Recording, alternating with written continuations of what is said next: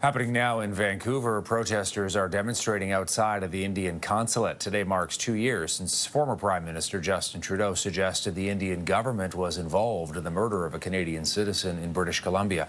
Hardeep Singh Nijjar was a prominent member of the Sikh community, a longtime advocate of having a separate Sikh homeland break away from India. He was killed in June of 2023. CTV's Regan Hasegawa is outside the consulate with more. Regan, bring us up to speed on what they're asking for and what their message is today.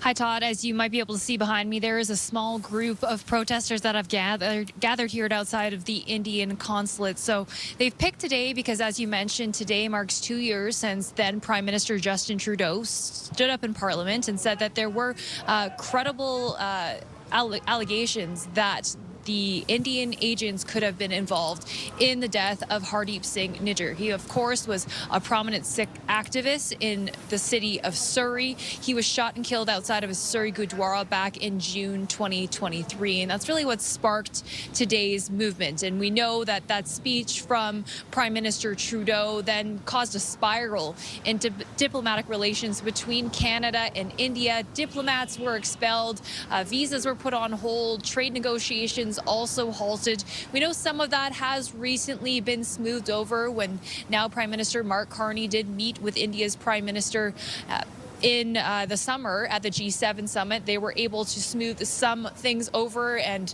bring back some new high commissioners, but the relationship is still quite unstable. So we have reached out to CSIS and the RCMP to see if there's any updates on those ongoing threats, but this protest is planned for downtown Vancouver for several hours today.